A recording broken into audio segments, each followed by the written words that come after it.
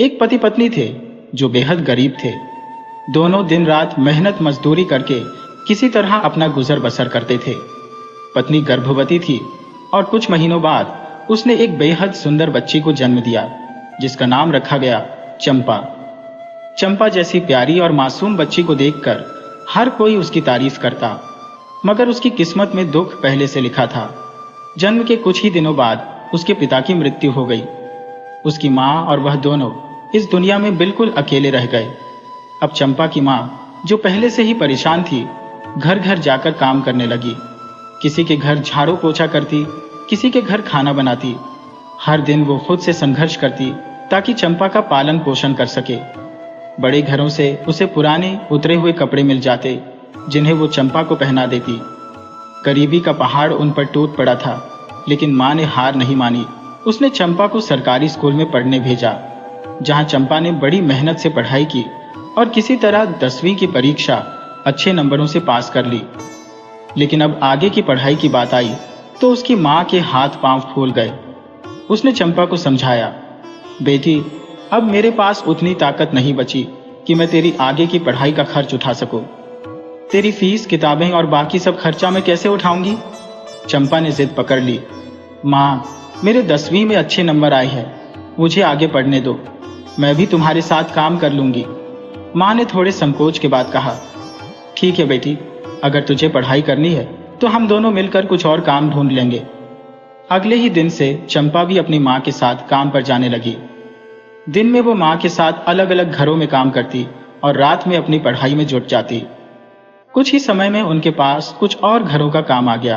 अब माँ बेटी अलग अलग काम पर जाने लगी। धीरे धीरे चंपा को एहसास होने लगा कि चाहे बाप की उम्र का मर्द हो या जवान लड़का, सबकी नजरें उस पर ठहरी रहती थी। उसे यह सब बहुत अजीब लगने लगा। एक दिन उसने अपनी माँ से कहा, माँ, मैं ये काम अब और नहीं कर पाऊंगी। माँ ने चिंतित होकर पूछा, क्या हुआ बेटी, किसी ने कुछ कहा है क्या? चंपा बोली, नहीं माँ, किसी ने कुछ नहीं कहा, लेकिन अब ये काम मुझसे नहीं होगा। माँ ने भारी मन से कहा, बेटी, मैं तो पहले से नहीं चाहती थी कि तू ये काम करे, पर तूने ही जिद की थी। चंपा ने दृढ़ता से कहा, हाँ माँ, पर अब मैं कोई और रास्ता ढूंढ लूंगी पैसे कमाने का। माँ ने सर हिलाते हुए कहा, ठीक है बेटी, जैसा तुझे सही लगे वैसा कर। अब चंपा ने मोहल्ले के घरों में जाकर ट्यूशन पढ़ाने की बात शुरू कर दी। धीरे धीरे उसे छोटे बच्चों के ट्यूशन पढ़ाने का काम मिलने लगा। वह 7वीं और 8वीं कक्षा के बच्चों को पढ़ाने लगी, जिससे उसे हर महीने कुछ पैसे मिलने लगे। चंपा का पढ़ाने का तरीका इतना अच्छा था कि उसके स्टूडेंट्स की संख्या धीरे धीरे बढ़ने लगी। हालांकि यहाँ भी उसे एक समस्या का सामना करना पड़ा। समाज की वही नजरें जो पहले उसे काम के दौरान परेशान करती थी, अब भी उसका पीछा नहीं छोड़ रही थी। लेकिन अब चंपा ने ठान लिया था कि वह इन मुश्किलों से डरकर पीछे नहीं हटेगी। उसे अपने और अपनी माँ के बेहतर भविष्य के लिए लड़ना था। चंपा का पढ़ाने का तरीका सबको बहुत पसंद आने लगा। उसकी मेहनत रंग ला रही थी और उसके ट्यूशन के बच्चे दिन प्रतिदिन बढ़ते जा रहे थे। चंपा ने जब बच्चों को घर पर ट्यूशन पढ़ाना शुरू किया तो धीरे धीरे उसकी आमदनी अच्छी होने लगी थी, लेकिन साथ ही उसकी मेहनत भी दोहरी हो गई थी। चंपा की माँ कभी कभी अपनी बेटी की हालत देखकर कहती, चंपा, अगर तेरा बाप जिंदा होता तो तुझे इतनी मेहनत नहीं करनी पड़ती, तुझे भी बाकी बच्चों की तरह स्कूल में पढ़ने का मौका मिलता। चंपा अपनी माँ के गले में हाथ डालकर कहती, माँ, तूने मेरे लिए जितनी मेहनत की है उतनी कोई और नहीं कर सकता था। तू ही मेरी माँ भी है और पिता भी। तेरे होते मुझे कभी भी पिता की कमी महसूस नहीं हुई। इस तरह माँ बेटी की जोड़ी अपने दिनों को गुजार रही थी। चंपा की 11वीं कक्षा की परीक्षा करीब आ गई थी। उसे खूब मेहनत करनी थी ताकि अच्छे नंबर ला सके। एक दिन उसने अपनी माँ से कहा, माँ, अब तुम काम छोड़ दो, अब ट्यूशन से इतने पैसे आ जाते हैं कि हमारा गुजारा आराम से चल सकता है। माँ ने कुछ सोचते हुए कहा, बेटी, तू सही कह रही है, अब मैं काम छोड़ देती हूँ, इससे तुझे घर के कामों में थोड़ी मदद भी मिल जाएगी। अब चंपा ने परीक्षा की तैयारी पर पूरा ध्यान लगाना शुरू कर दिया। उसने सारे पेपर बहुत अच्छे से दिए और अब रिजल्ट का इंतजार कर रही थी। जिस दिन रिजल्ट आना था, चंपा सुबह से ही बेचैन थी। उसकी माँ बार बार उसे समझाती बेटा, रिजल्ट तो आ ही जाएगा, इसमें परेशान होकर इधर उधर घूमने से कुछ नहीं बदलेगा। चंपा ने कहा, माँ, तुम्हें समझ नहीं आ रहा है, इस रिजल्ट पर ही मेरा आगे का भविष्य निर्भर करता है। दोपहर करीब 12 बजे चंपा स्कूल पहुंच गई, जहां रिजल्ट 2 बजे आने वाला था। जैसे जैसे समय करीब आ रहा था, चंपा की घबराहट बढ़ती जा रही थी। उसकी क्लास टीचर एक एक करके नाम पुकार रही थी, लेकिन चंपा का नाम अब तक नहीं आया था। उसकी धड़कन तेज हो गई थी। तभी अचानक उसका नाम पुकारा गया और मैडम ने उसे गले लगाते हुए कहा, चंपा, तुमने अपने सेंटर में टॉप किया है। यह सुनकर चंपा की मेहनत का फल मिल गया था। चारों ओर से उसे बधाइयां मिलने लगी। बिना किसी ट्यूशन के, केवल अपनी मेहनत से उसने सबसे ज्यादा नंबर हासिल किए थे। खुशी खुशी वह तुरंत घर दौड़ी ताकि यह खुशखबरी अपनी मां को बता सके। घर पहुंचते ही उसने दरवाजे से ही चिल्लाया, मां, मेरे सेंटर में सबसे ज्यादा नंबर मेरे आए हैं। उसकी मां ने उसे गले लगाते हुए कहा, मुझे पहले से ही पता था कि मेरी बेटी बहुत अच्छे नंबरों से पास होगी। मां की आंखों में आंसू थे। वो बोली, आज अगर तेरे पिता होते तो उन्हें तुझ पर कितना गर्व होता। चंपा ने अपनी मां का हाथ पकड़कर कहा, मां, वो जहां भी होंगे वो जरूर खुश हो रहे होंगे। फिर मां ने कहा, चल बेटी, कुछ खा ले, सुबह से तूने कुछ नहीं खाया है। मैंने तेरी पसंद की दाल भात और आलू की भुजिया बनाई है। चंपा बोली, वाह मां, फिर तो मजा आ गया, जल्दी से परोस दो, मुझे बहुत जोर की भूख लगी है। दोनों ने हंसी खुशी खाना खाया। थोड़ी देर बाद ट्यूशन का समय हो गया और बच्चे भी आने लगे। सभी बच्चों ने भी चंपा को बधाई दी। पूरे मोहल्ले में यह खबर फैल गई कि चंपा ने सेंटर में टॉप किया है। इसका फायदा यह हुआ कि अब और भी बच्चे ट्यूशन के लिए आने लगे। चंपा की मेहनत रंग लाई थी और अब उसका भविष्य उज्जवल दिखने लगा था। धीरे धीरे चंपा की मेहनत रंग लाने लगी थी। उसके पढ़ाने के तरीके से खुश होकर कुछ और माता पिता ने अपने बच्चों की परीक्षा की तैयारी करवाने के लिए चंपा से गुजारिश की। चंपा ने भी इस जिम्मेदारी को स्वीकार कर लिया, लेकिन अब उसकी जिम्मेदारियां और भी बढ़ गई थी। एक ओर उसे अपनी पढ़ाई करनी थी और दूसरी ओर इन बच्चों की भी तैयारी करवानी थी। पैसे अच्छे मिल रहे थे, मगर बोझ भी लगातार बढ़ता जा रहा था। चंपा की माँ, जो पहले से ही चंपा के लिए हर त्याग कर चुकी थी, अब घर के सारे कामकाज खुद ही संभाल रही थी। चंपा के लिए माँ कोई काम नहीं करने देती थी, यहाँ तक कि अपनी बिगड़ती तबीयत का जिक्र भी उससे छुपाती रहती थी। माँ के दिल में एक ही सपना था कि उसकी बेटी पढ़ लिख कर बड़ी अफसर बने और उनकी गरीबी हमेशा के लिए खत्म हो जाए। लेकिन तकदीर का खेल किसी के हाथ में नहीं होता। साल कब गुजर गया पता ही नहीं चला। 12वीं के इम्तिहान करीब आ गए। अब तो चंपा को खाने पीने की भी सुध नहीं रही थी। दिन रात वह अपनी किताबों में डूबी रहती। बस एक ही जुनून था, इम्तिहान में अच्छे से अच्छे नंबर लाने का। इस चक्कर में उसे अपनी माँ की ओर ध्यान देने का भी वक्त नहीं मिला। माँ अब पहले से भी ज्यादा कमजोर और थकी हुई नजर आने लगी थी, लेकिन चंपा को तो बस अपने पेपर की ही चिंता थी। पेपर खत्म हुए और चंपा को लगा कि उसने बहुत अच्छा प्रदर्शन किया है।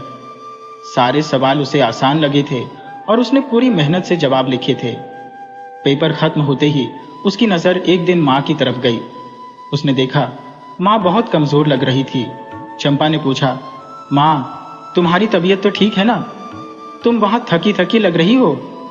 माँ ने अपनी कमजोर आवाज में जवाब दिया, नहीं बिटिया, मुझे कुछ नहीं हुआ, मैं तो बिल्कुल ठीक हूँ। लेकिन चंपा को माँ की बातों पर यकीन नहीं हुआ। उसे लगने लगा था कि माँ कुछ छिपा रही है। उसने फिर से पूछा, माँ, सच सच बताओ, तुम्हारी तबीयत तो ठीक है ना? मैंने पेपर की वजह से तुम पर ध्यान नहीं दिया। माँ ने फिर वही जवाब दिया, नहीं बिटिया, ऐसा कुछ भी नहीं है, मैं ठीक हूँ। लेकिन कुछ दिनों बाद अचानक माँ के पेट में भयंकर दर्द उठने लगा। उस दर्द से माँ बुरी तरह तड़प उठी। चंपा ने घबराते हुए कहा, माँ, ये कब से हो रहा है? तुमने मुझे पहले क्यों नहीं बताया? माँ ने अपनी तकलीफ को छुपाते हुए कहा, अरे ऐसा कुछ नहीं है, कभी कभी थोड़ा बहुत दर्द हो जाता है, आज ही कुछ ज्यादा हुआ है। चंपा ने माँ की बातों को अनदेखा करते हुए कहा, माँ, अब चिंता मत करो, मैं तुम्हें दवाई दिला लाती हूँ, सब ठीक हो जाएगा। वह पड़ोस के डॉक्टर से दवा ले आई और कुछ दिनों तक सचमुच माँ की तबीयत ठीक लगी। इस बीच चंपा ने भी 12वीं के बाद क्या करना है इसकी योजना बनानी शुरू कर दी थी। रिजल्ट अभी आया नहीं था, लेकिन उसने कई जगहों पर फॉर्म भरने शुरू कर दिए थे। ट्यूशन भी जारी था, पर अब माँ का दर्द लगातार बढ़ता जा रहा था। माँ की तबीयत दिन ब दिन बिगड़ती जा रही थी और नीम हकीम की दवाइयाँ कोई फायदा नहीं कर रही थी।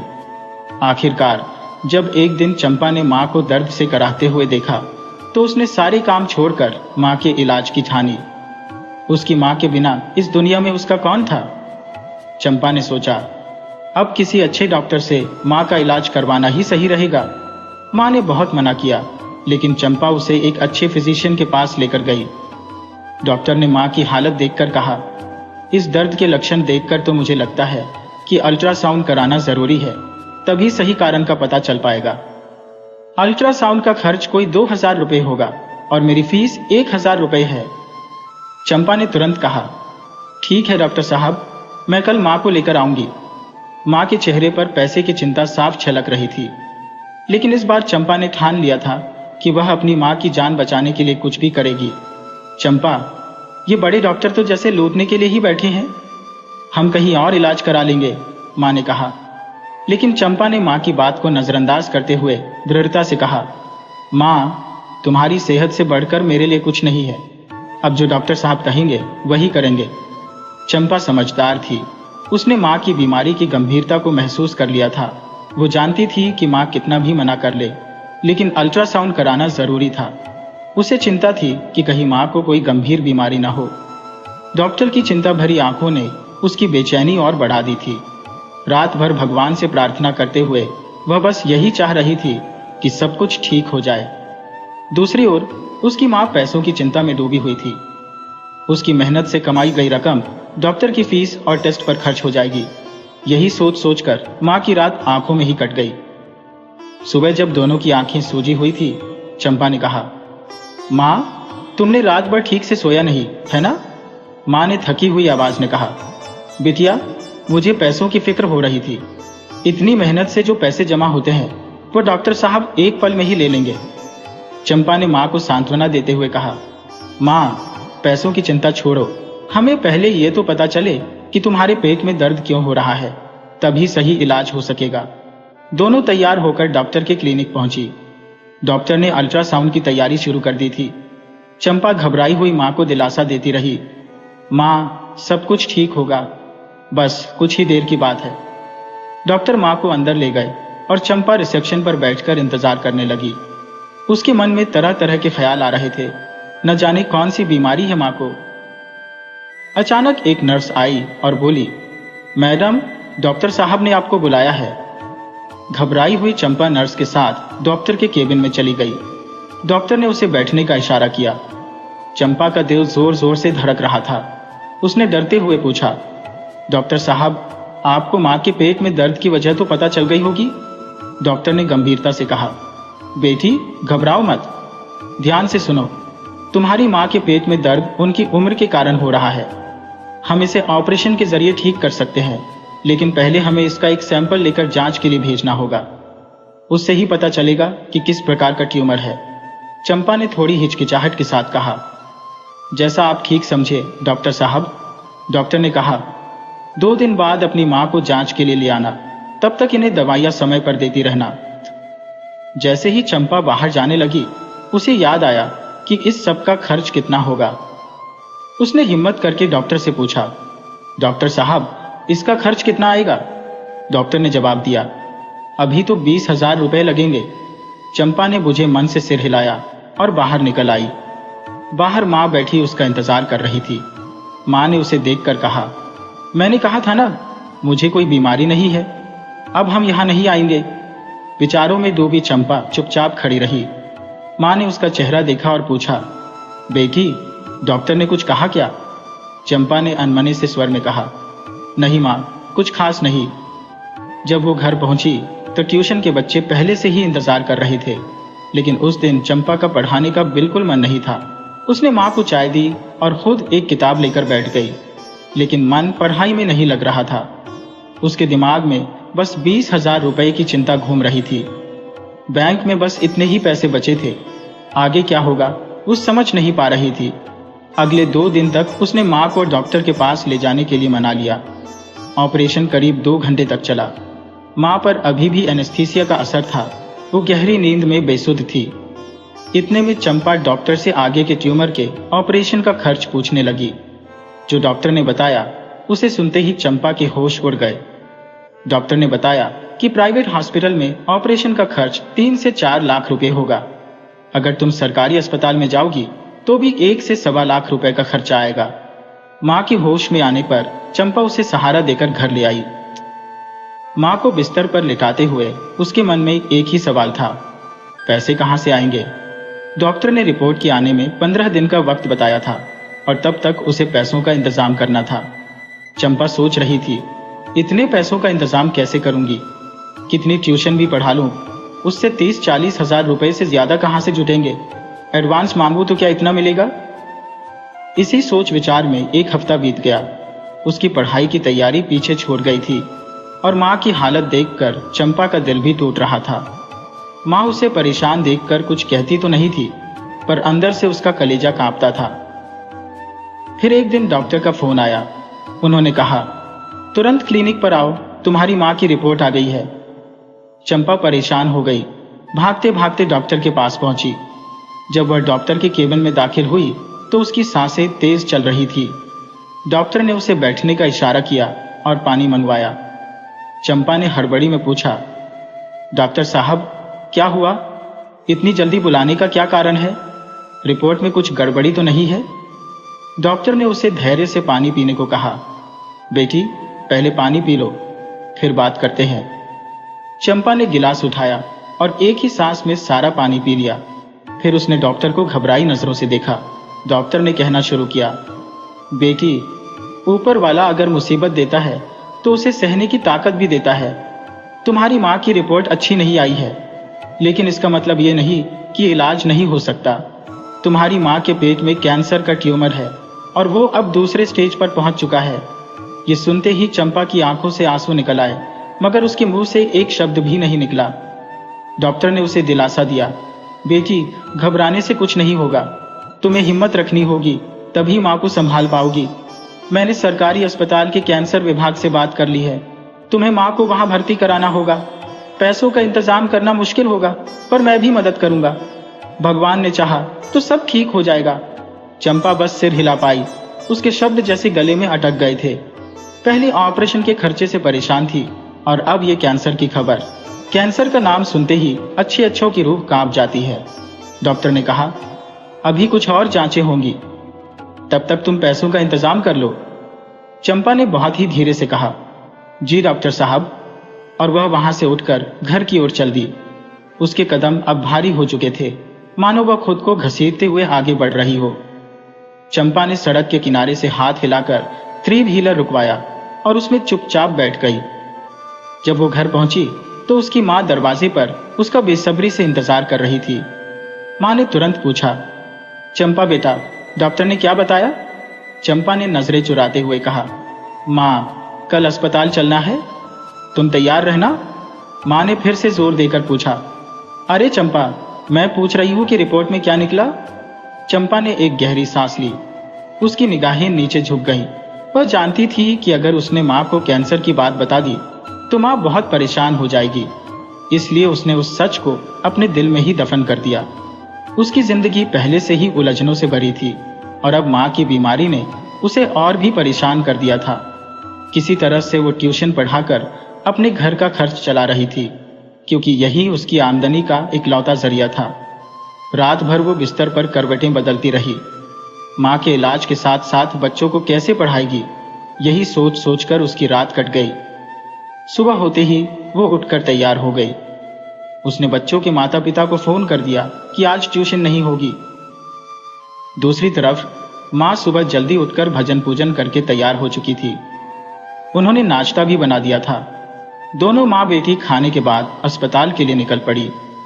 रास्ते में चंपा ने माँ को कहा, माँ 2 जोड़ी कपड़े भी रख लेना।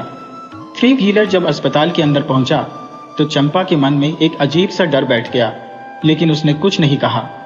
माँ को लेकर वो कैंसर विभाग में पहुंची, जहां पहले ही डॉक्टर ने रिपोर्ट कंप्यूटर पर भेज दी थी। डॉक्टर ने रिपोर्ट ध्यान से देखी और माँ को भर्ती कर लिया। डॉक्टर ने कहा, आप बाहर बैठिए, इलाज जल्दी ही शुरू हो जाएगा। चंपा बाहर आकर रिसेप्शन पर बैठ गई। उसके मन में भगवान से बस यही प्रार्थना थी, हे भगवान, पिता को तो पहले ही ले लिया, अब माँ को बचा लेना। इतना सोचते ही उसकी आंखों से आंसू बहने लगे। वैसे अस्पतालों में रोते बिलखते लोग अक्सर होते हैं तो कोई ध्यान नहीं देता, लेकिन वहां एक युवक खड़ा था जिसने चंपा को गौर से देखा। चंपा को इस बात का बिल्कुल अंदाजा नहीं था कि कोई उसकी तकलीफ को देख रहा है। कुछ देर बाद उस युवक ने पास आकर कहा, माफ कीजिए, क्या मैं यहाँ बैठ सकता हूँ? चंपा ने सिर हिलाते हुए उसे जगह दे दी। कुछ देर की चुप्पी के बाद युवक ने हल्के से पूछा, आप ठीक है? कोई परेशानी है? चंपा ने उसे घूर कर देखा तो वो थोड़ा घबरा गया, लेकिन फिर मुस्कुराते हुए बोला, हॉस्पिटल का माहौल ही ऐसा होता है जहां हर किसी को परेशानी होती है। चंपा ने कोई जवाब नहीं दिया, लेकिन युवक की हिम्मत बढ़ गई। उसने अपनी बात जारी रखी, आप देखिए, मैं भी कितनी बड़ी मुसीबत में हूं, कोई रास्ता नहीं सूझ रहा। चंपा ने उसकी तरफ देखा, जैसे उसकी परेशानी जानने की कोशिश कर रही हो, लेकिन कुछ बोली नहीं। युवक समझ गया और बोला, यहाँ मेरी दादी भर्ती है, जिनको कल बहुत बड़ा हार्ट अटैक आया था। चंपा के मुंह से निकला, अब वो कैसी है? युवक ने राहत की सांस लेते हुए कहा, अभी उनकी हालत स्थिर है, पर असल समस्या ये है कि मुझे बहुत जरूरी काम से अमेरिका जाना था, पर दादी के बिना कैसे जा सकता हूँ? चंपा ने थोड़ी हैरानी से कहा, दादी से भी जरूरी काम क्या हो सकता है? युवक ने गंभीरता से जवाब दिया, कुछ भी नहीं, दादी से ज्यादा जरूरी तो कुछ भी नहीं। फिर उसने चंपा से पूछा, यहाँ आपका कौन एडमिट है? चंपा अब तक उससे थोड़ी सहज हो चुकी थी। उसने धीरे से कहा, यहाँ मेरी माँ है, उन्हें कैंसर है, दूसरी स्टेज पर है। युवक ने अफसोस जताते हुए कहा, मुझे बहुत दुख हुआ, लेकिन आपको हिम्मत रखनी होगी, सब ठीक हो जाएगा। चंपा ने सिर हिलाकर उसका धन्यवाद किया। थोड़ी देर बाद युवक उठकर चला गया। चंपा ने देखा कि कुछ समय बाद वो युवक 2 कप चाय लेकर लौट आया।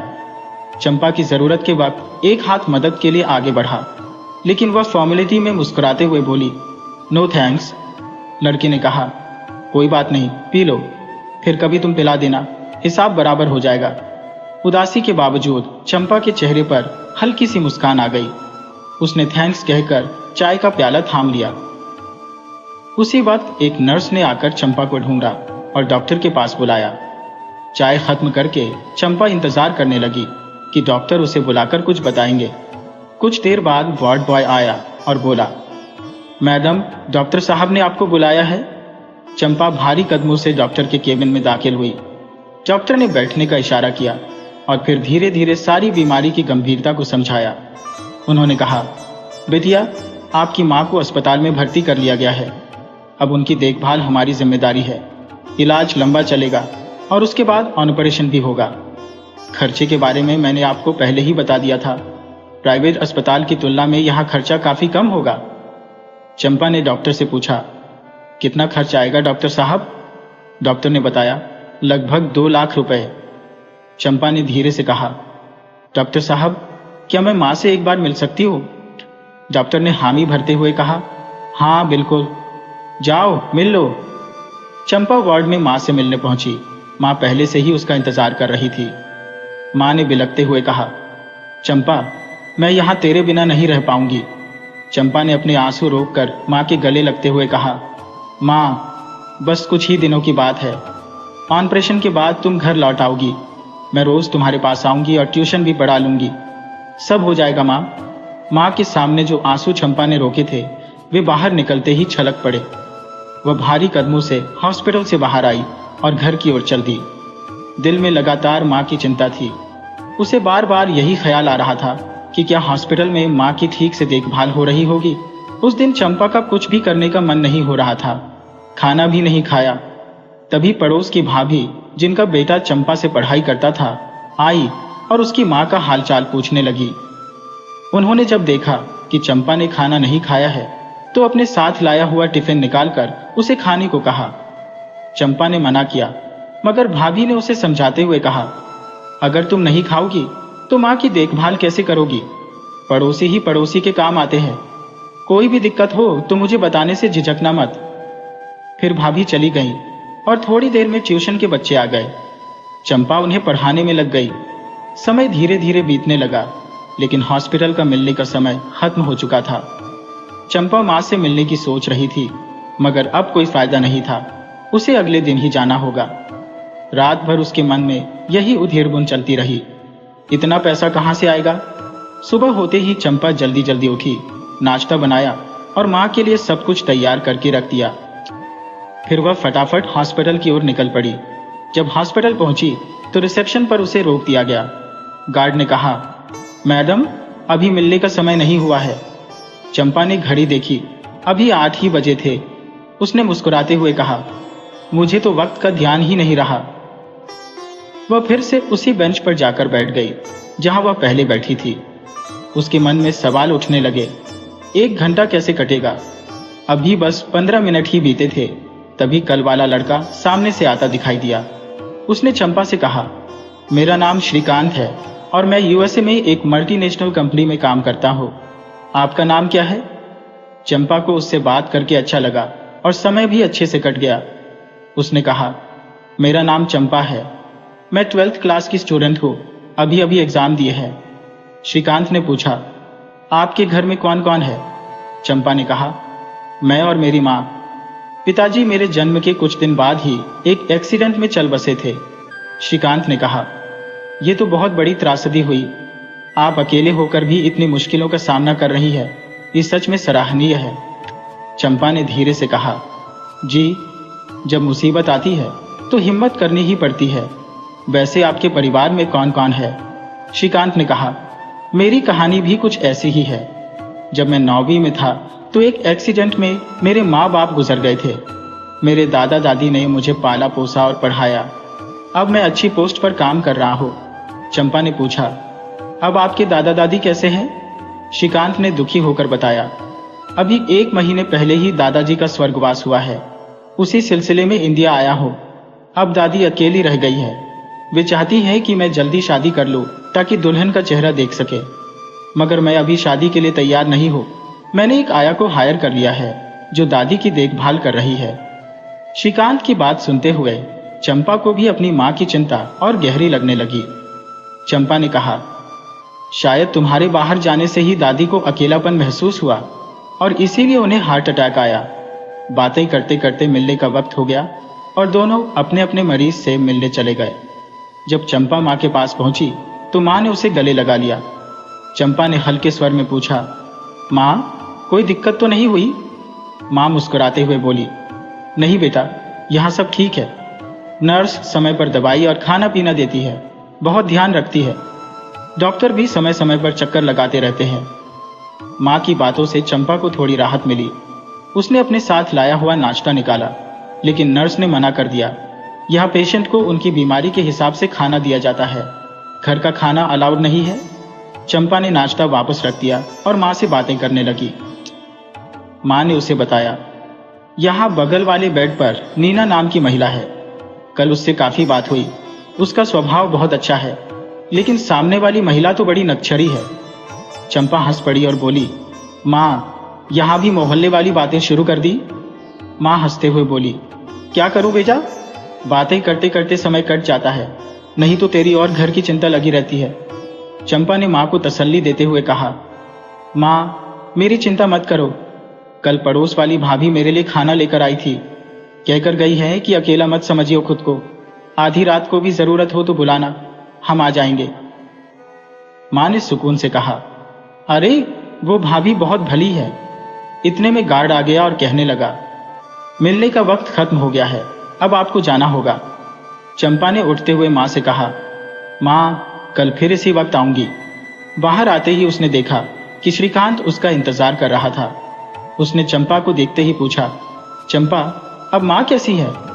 चंपा ने मुस्कुराते हुए कहा, आज माँ काफी रिलैक्स है। और आपकी दादी कैसी है? श्रीकांत ने जवाब दिया, दादी अब डॉक्टरों की निगरानी में है, पहले से काफी ठीक है। फिर श्रीकांत ने कहा, चलो कहीं चलकर कॉफी पीते हैं, भूख भी लग रही है। सुबह बिना कुछ खाए निकला था। चंपा ने कहा, मुझे दोपहर 2 बजे तक घर पहुंचना जरूरी है। श्रीकांत ने हैरान होकर पूछा, ऐसा क्या काम है जो 2 बजे तक घर पहुंचना जरूरी है? चंपा ने समझाते हुए कहा, मेरे पास ट्यूशन के बच्चे पढ़ने आते हैं, उसी से मेरी रोजी रोटी चलती है। श्रीकांत ने उत्सुकता से पूछा, अच्छा, कितनी कमाई हो जाती है ट्यूशन से? चंपा ने गहरी सांस लेते हुए कहा, मेरी पढ़ाई और खाने पीने का खर्चा निकल आता है, लेकिन माँ की बीमारी का खर्चा बहुत ज्यादा है। श्रीकांत ने गंभीर होकर पूछा, कितना खर्च आएगा? चंपा ने चिंता भरे स्वर में कहा, करीब 2 लाख रुपए। कुछ पैसों का इंतजाम मैंने बच्चों के पेरेंट्स से एडवांस लेकर कर लिया, लेकिन आगे का सोचना है। बातें करते करते दोनों एक कॉफी हाउस में पहुंचे। कार पार्क करके पहले से बुक की गई टेबल पर जाकर बैठ गए। श्रीकांत ने कुर्सी सरकाई और बैठते हुए पूछा, चंपा, तुम क्या लोगी? चंपा ने हंसते हुए कहा, पहले ये आप कहना बंद कीजिए, मैं आपसे बहुत छोटी हूँ। श्रीकांत ने मुस्कुराते हुए कहा, अच्छा बाबा, अब से तुम ही कहूंगा। फिर श्रीकांत ने वेटर को बुलाया और 2 कॉफी और 2 डोसे का ऑर्डर दे दिया। बातों का सिलसिला फिर से शुरू हो गया। चंपा ने पूछा, दादी से आपकी बात हुई? श्रीकांत ने कहा, हाँ, लेकिन बहुत कम समय के लिए। डॉक्टर ने ज्यादा बात करने से मना किया है। चंपा सोचते हुए बोली, जब मैंने अपनी माँ को अस्पताल में एडमिट कराया था, तब भी मेरा मन घर में बिल्कुल नहीं लगता था। अब भी नहीं लग रहा, पर आज माँ से मिलकर मन को तसल्ली मिली है। श्रीकांत ने उसकी तरफ देखते हुए कहा, सच कह रही हो चंपा, तुम खुश हो तो हम भी खुश रहते हैं। इतने में ही वेटर ने खाना लाकर टेबल पर रख दिया और दोनों चुप हो गए। खाना खत्म होते ही दोनों ने कॉफी ऑर्डर की। अब वक्त हो चुका था कि चंपा घर लौटे। उसने कहा, श्रीकांत जी, अब मुझे चलना चाहिए। डिनर और कॉफी के लिए धन्यवाद। श्रीकांत मुस्कुराते हुए बोला, पहले तो ये जी हटाओ, ऐसा लगता है जैसे तुमने मुझे बूढ़ा बना दिया हो। फिर हंसते हुए बोला, थैंक यू का भी कोई चक्कर नहीं, हम रोज ही मिलने वाले हैं। जब मौका मिले तुम किसी दिन मुझे खिला देना। चंपा मुस्कुरा दी। श्रीकांत ने कहा, चलो मैं तुम्हें छोड़ देता हूँ। चंपा ने तुरंत मना कर दिया, नहीं श्रीकांत जी, मैं रिक्शे से चली जाऊंगी।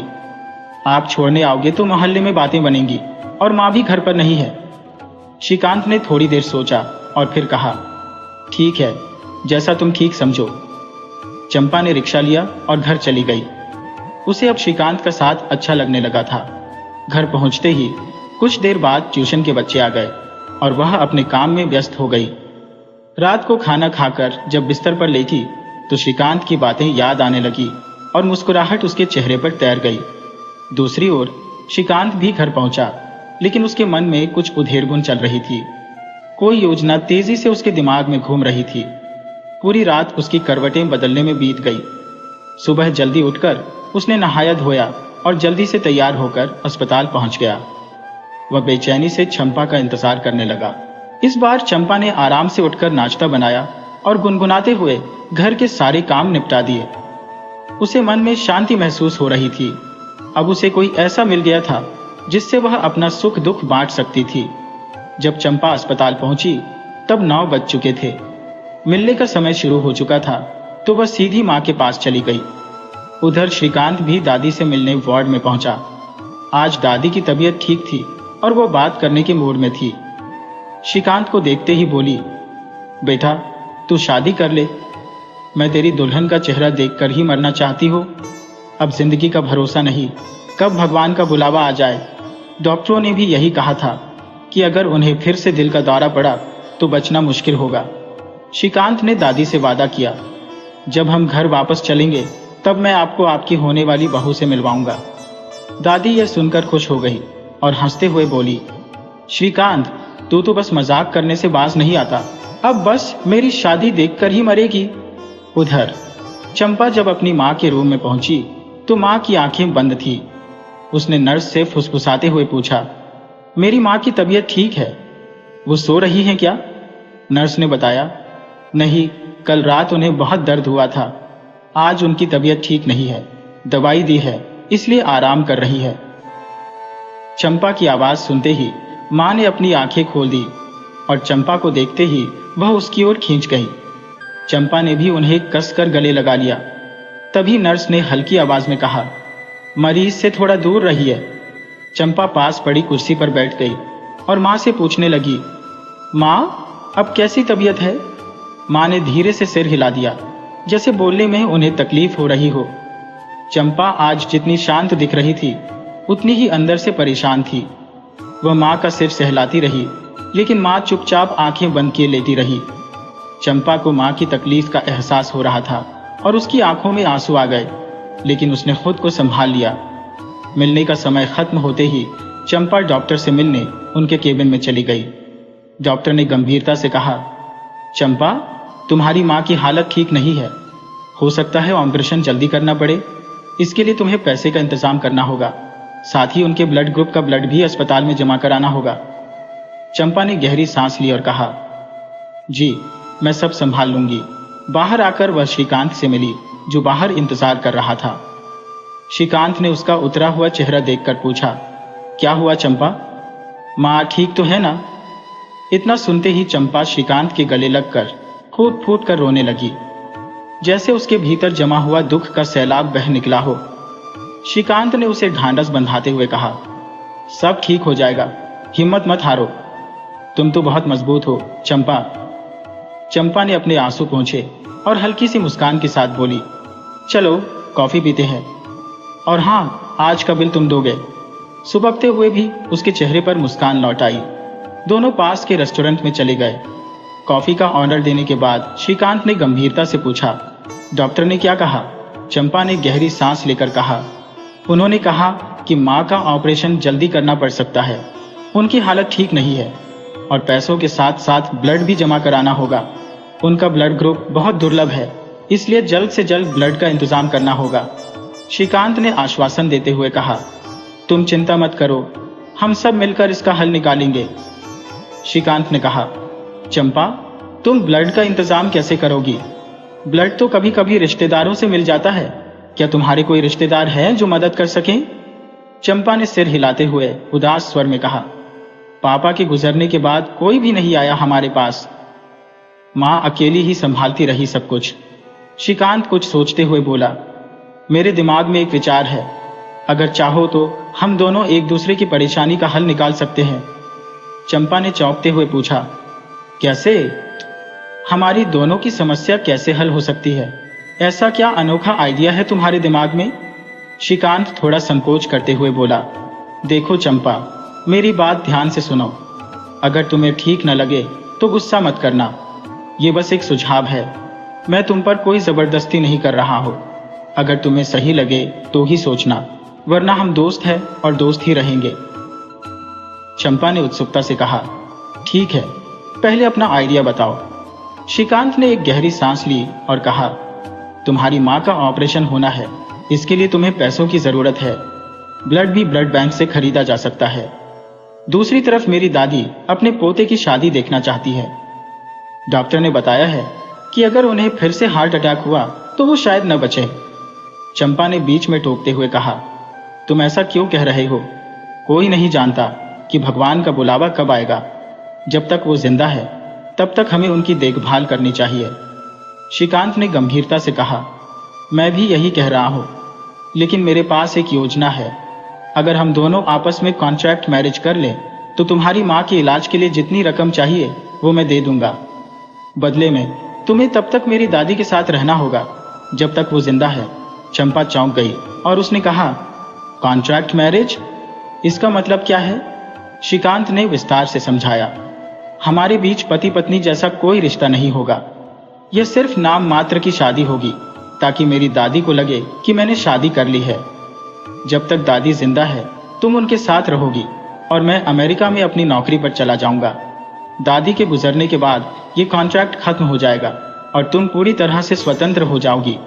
तुम्हारे लिए मेरी सारी जिम्मेदारियां भी उसी वक्त खत्म हो जाएंगी। चंपा यह सब सुनकर हक्का बक्का रह गई। वह मन ही मन श्रीकांत को पसंद करने लगी थी, लेकिन इस तरह के रिश्ते के बारे में उसने कभी नहीं सोचा था। उसने कहा, मैं कल तक सोचकर बताऊंगी। घर पहुंचते ही उसका मन बहुत भारी हो गया। ट्यूशन के बच्चों के आने का समय हो चला था, लेकिन आज उसका दिल पढ़ाने का बिल्कुल नहीं था। सिर दर्द का बहाना बनाकर उसने बच्चों को छुट्टी दे दी और श्रीकांत की बातों पर विचार करने लगी। उसके मन में मरता क्या न करता वाली कहावत बार बार गूंजने लगी। माँ की बीमारी और पैसों की तंगी ने उसे घेर रखा था। फिर उसने सोचा, अगर माँ की तबीयत ठीक रहती है तो कल उनसे सलाह कर लूंगी। लेकिन फिर उसे याद आया, माँ कभी पैसे के लिए इस रिश्ते को मंजूर नहीं करेंगी। पूरी रात बेचैनी में बीती। अगले दिन सुबह श्रीकांत के न आने पर वह रिसेप्शन पर बैठकर उसका इंतजार करने लगी। जैसे ही मिलने का समय हुआ, वह भागते हुए माँ के कमरे में पहुंची, लेकिन वहां माँ नहीं थी। चंपा की तो जान ही निकल गई। उसने नर्स से पूछा, माँ कहाँ है?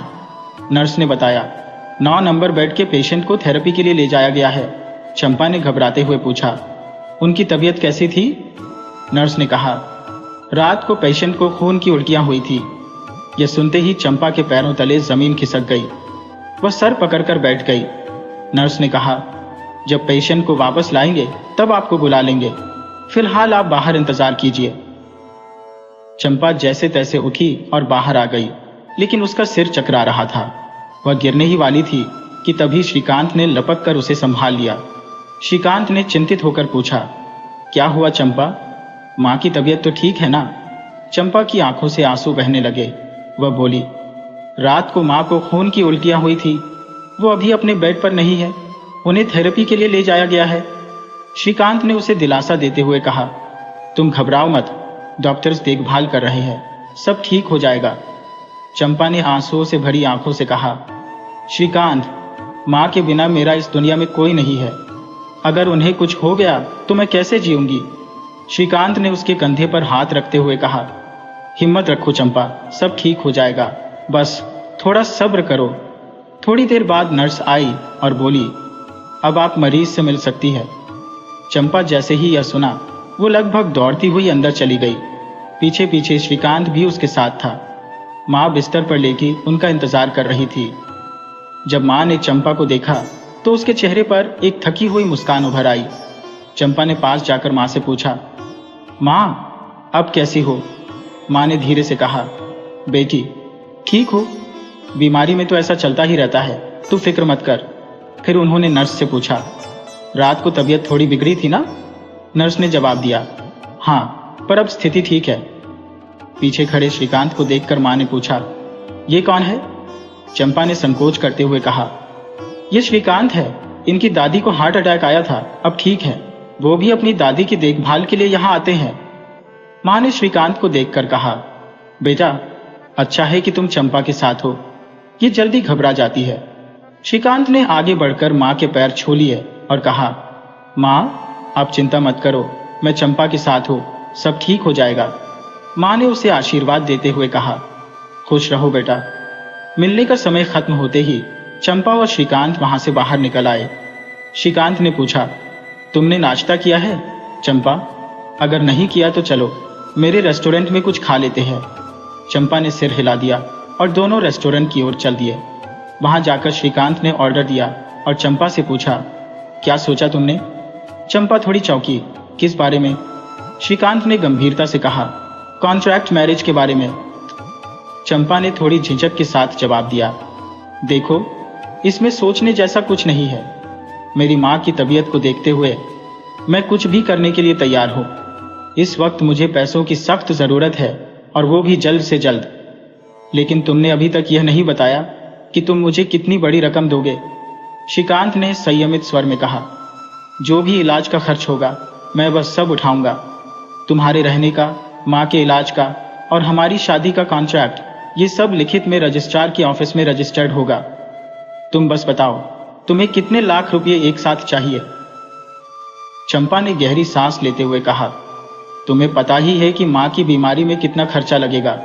श्रीकांत ने शांत स्वर में कहा, मैं तुम्हारे खाते में 5 लाख रुपए डाल दूंगा। चंपा यह सुनकर चौंक गई और जोर से बोली, 5 लाख? ये सुनते ही रेस्टोरेंट में बैठे लोग उसकी ओर देखने लगे तो उसने खुद को संभाल लिया और चुप हो गई। श्रीकांत ने कहा, देखो मैं तुम्हारे लिए इतने रुपए दे रहा हूं ताकि तुम्हारे पास कभी कोई दिक्कत ना हो।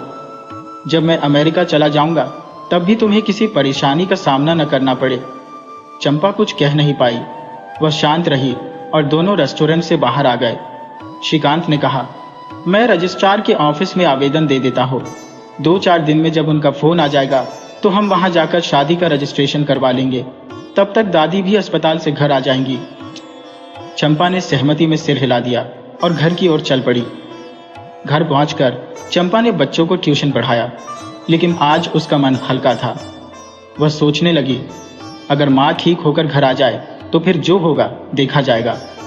तभी पड़ोस वाली भाभी आई और चंपा की माँ का हालचाल पूछने लगी।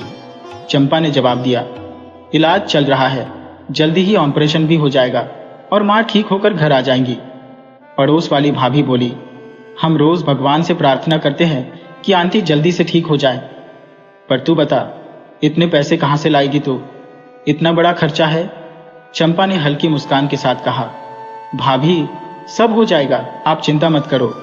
थोड़ी देर बाद भाभी चली गई, क्योंकि बच्चे ट्यूशन के लिए आ गए थे, वरना भाभी तो तब तक नहीं जाती जब तक कि पूरी मोहल्ले की खबर चंपा को न सुना देती। रात को जब चंपा बिस्तर पर लेटी तो उसकी आंखों से नींद कोसों दूर थी। वो सोच रही थी, जो मैं करने जा रही हूँ क्या वो सही है? क्या ये सही फैसला है? फिर उसने खुद को दिलासा दिया, चंपा तेरे पास और कोई रास्ता भी तो नहीं है? माँ की जान बचाने के लिए ये करना ही पड़ेगा। आंखों में उम्मीद की आंसू लिया चंपा ने खुद को समझा लिया कि उसने जो फैसला लिया है वह माँ की भलाई के लिए है और शायद वक्त के साथ सब कुछ ठीक हो जाएगा। चंपा को अब धीरे धीरे श्रीकांत का साथ अच्छा लगने लगा था। उसने पहले ही सारी बातें साफ कर दी थी और अब उसके मन में किसी संदेह की कोई जगह नहीं थी। श्रीकांत ने कॉन्ट्रैक्ट मैरिज से पहले ही चंपा के बैंक खाते में पैसे डाल दिए थे, जिससे चंपा को अब किसी आर्थिक चिंता का सामना नहीं करना पड़ रहा था। विचारों में खोई चंपा कब नींद के आगोश में चली गई उसे पता ही नहीं चला। सुबह जब उसकी आंख खुली तो वह देर हो चुकी थी। जल्दी जल्दी तैयार होकर वह हॉस्पिटल पहुंच गई। श्रीकांत पहले से ही वहां मौजूद था। आज उसकी दादी का हॉस्पिटल से डिस्चार्ज होने वाला था और श्रीकांत उनके डिस्चार्ज के कागजात की औपचारिकताएं पूरी कर रहा था। चंपा ने श्रीकांत का इंतजार नहीं किया और अपनी माँ से मिलने चली गई। माँ कुछ थकी थकी सी दिख रही थी, या शायद यह चंपा का भ्रम था। वह माँ के पास जाकर बैठी और पूछा, माँ कैसी हो अब? माँ ने धीमी आवाज में कहा, ठीक हूं बेटा। चंपा ने धीरे से माँ का सिर सहलाया। माँ ने अचानक पूछा, वो लड़का जो अक्सर आता है उसका क्या नाम है? चंपा ने हल्की मुस्कान के साथ कहा, श्रीकांत।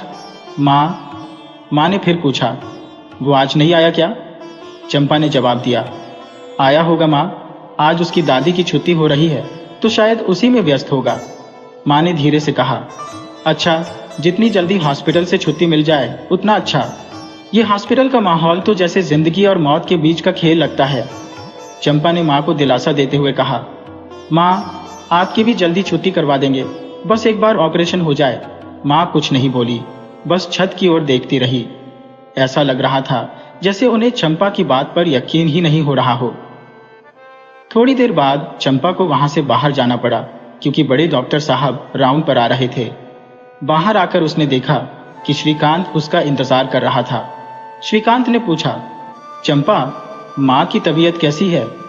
चंपा ने कहा, ठीक है, वो आपको ही पूछ रही थी।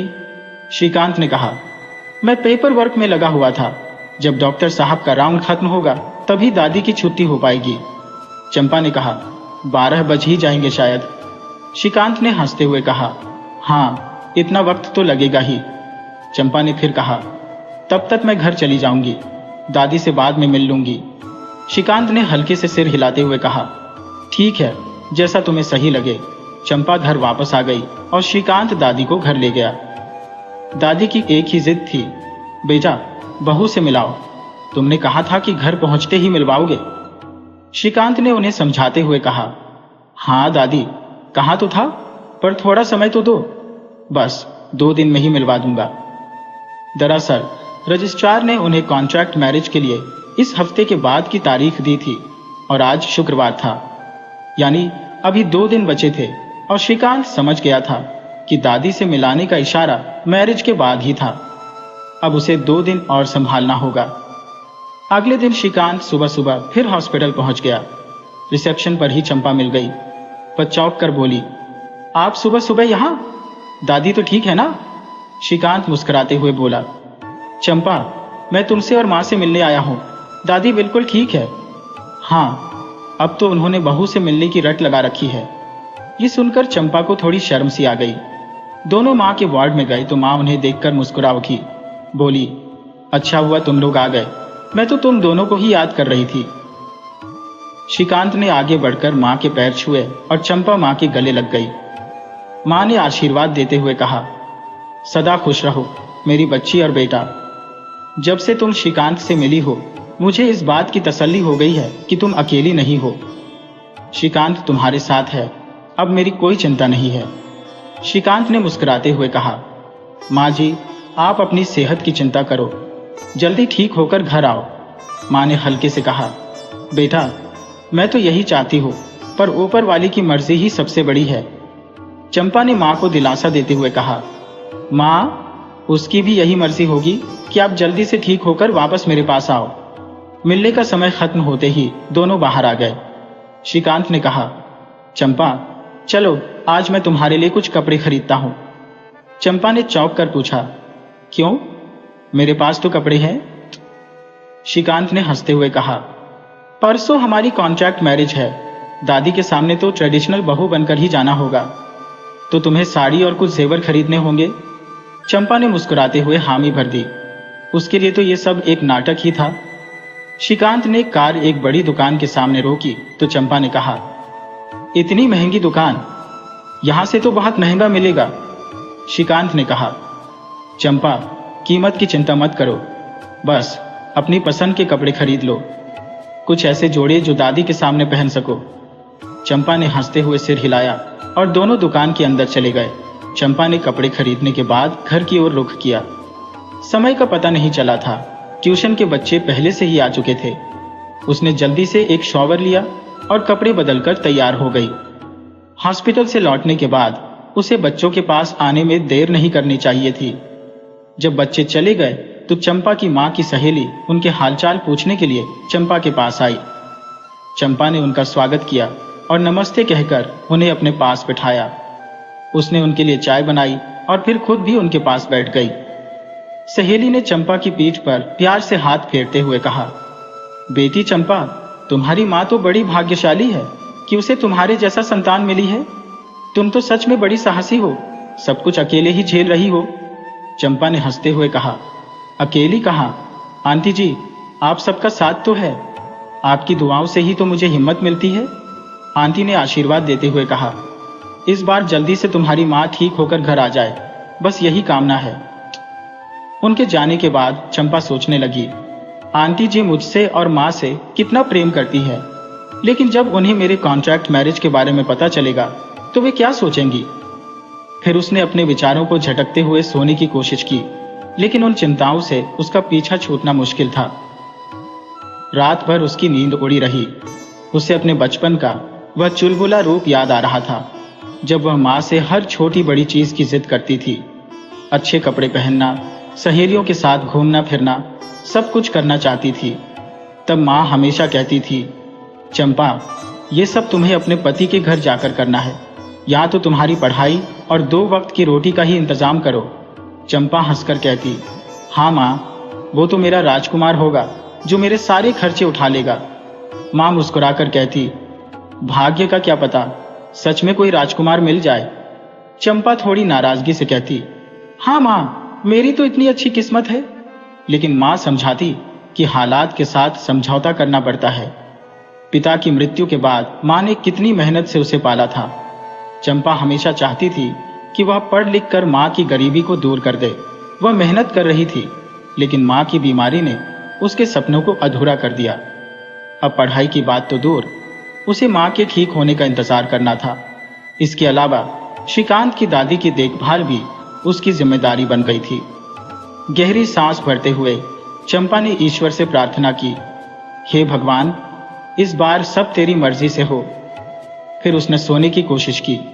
सुबह जब उसकी आंखें खुली तो उसका सिर भारी लग रहा था।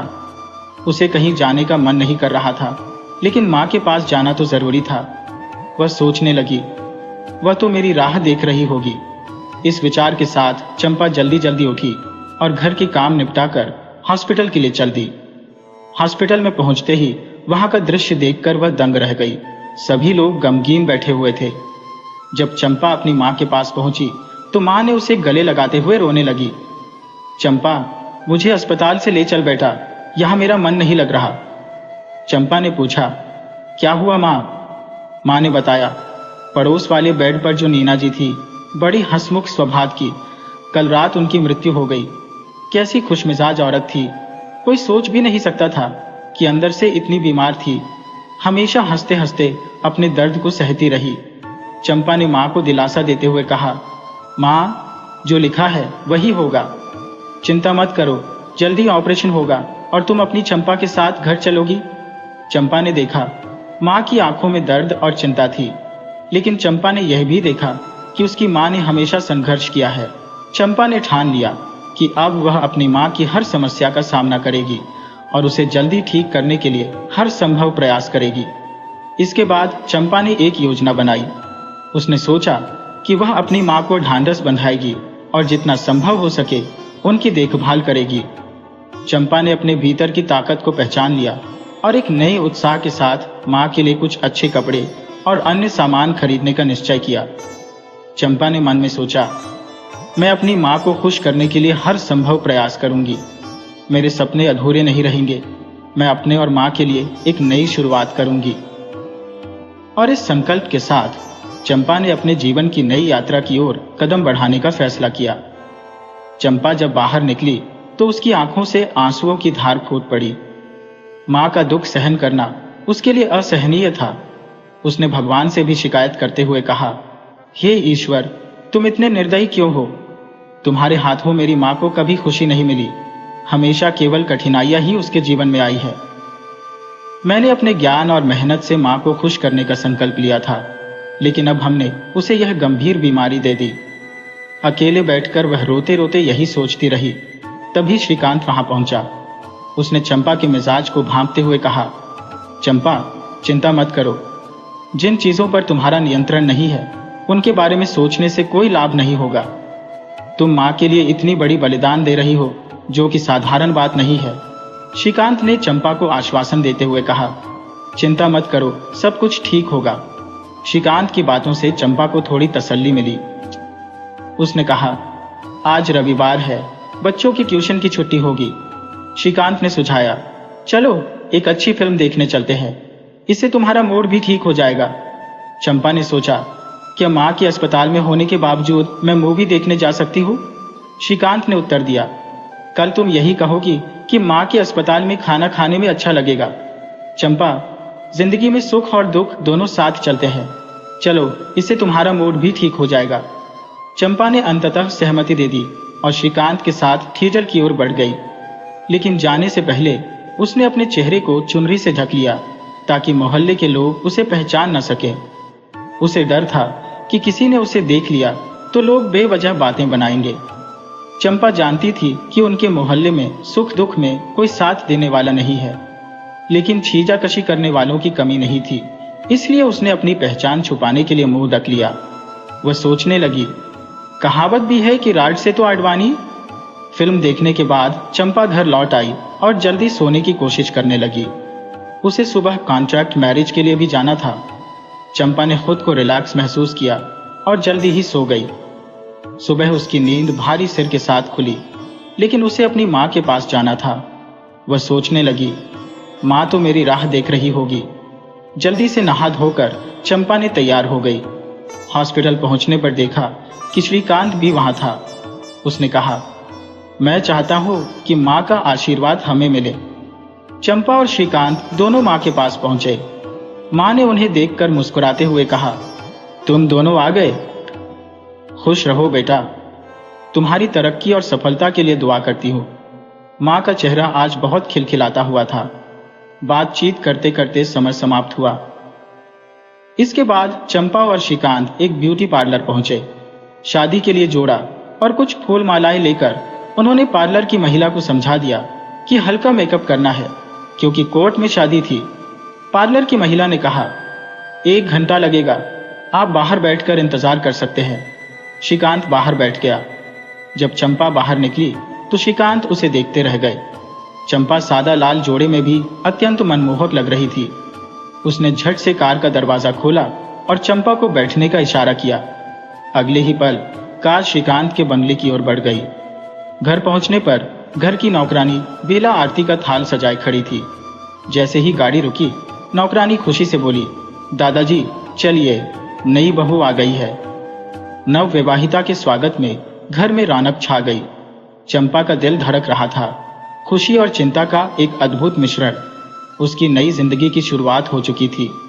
अब उसे यह सोचने की जरूरत थी कि वह अपने जीवन में आने वाले नए अध्याय को कैसे संभालेगी। उसकी मां की स्वास्थ्य और श्रीकांत के परिवार का प्यार उसे आगे बढ़ने के लिए प्रेरित करता रहेगा। चंपा ने अपने भविष्य को लेकर नई उम्मीदें बुननी शुरू कर दी, यह सोचकर कि वह अब अपनी मां और श्रीकांत के साथ एक सुखद और समृद्ध जीवन का निर्माण कर सकती है। दादी तो अपनी बहू के आगमन का बेसब्री से इंतजार कर रही थी। सुबह श्रीकांत ने कहा था कि वह आज ही चंपा को घर ले आएगा। दादी ने अपनी नौकरानी बेला की सहायता से दूल्हा दुल्हन का स्वागत भव्य रूप से किया। मिठाइयां बांधी और दरवाजे के दोनों ओर हल्दी के थापे भी लगवाए। भले ही चंपा और श्रीकांत के लिए यह एक कॉन्ट्रैक्ट मैरिज थी, पर दादी तो हर छोटी छोटी रस्म को पूरी करने का इच्छुक थी। चंपा को अनिच्छा से सभी रिवाज निभाने पड़ रहे थे। दादी की खुशी का कोई ठिकाना नहीं था। आज उनके पोते की बहू घर आई थी। अब चंपा सुबह अपनी मां से मिलने के बाद श्रीकांत के घर जाकर दादी की देखभाल में जुट जाती थी। उसने मोहल्ले में यह बता दिया था कि उसे नाइट जॉब मिल गया है। मां के हालात देखकर वह अपने घर आती, दोपहर को बच्चों को पढ़ाती और शाम को दादी के पास लौट आती। उसने दादी को यह बता रखा था कि वह दिन भर सर्विस पर जाती है। इस तरह चंपा की जिंदगी उलझनों से भरी हुई थी। चंपा को चिंता थी कि जब मां ठीक होकर घर आएंगी तब वह सब कैसे संभालेगी। लेकिन पैसा भी तो बहुत जरूरी था मां के इलाज के लिए। चंपा की शादी श्रीकांत के साथ दोस्तों की गवाहियों में कानूनी रूप से हो गई। श्रीकांत की दादी ने अपनी नौकरानी के साथ चंपा का जोरदार स्वागत किया। चंपा की चिंता इस बात को लेकर थी कि कब उसकी मां ठीक होकर घर आएगी। जब दादी ने रस्मों के बाद चंपा को आराम करने के लिए कहा, तब चंपा थकावट से भरी हुई थी। दादी ने बेला से कहा, बेला, अपनी भाभी को उसके कमरे में ले जाओ। बेला के साथ चंपा कमरे में गई तो वह देखकर दंग रह गई। कमरा बहुत सुंदर सजाया गया था। आधुनिक दादी ने सुहाग सेज की संपूर्ण तैयारी कर रखी थी। पीछे पीछे श्रीकांत भी कमरे में आया और चंपा से कहा, सॉरी चंपा, दादी को नहीं पता कि यह कॉन्ट्रैक्ट मैरिज है, इसलिए उन्होंने ऐसा किया।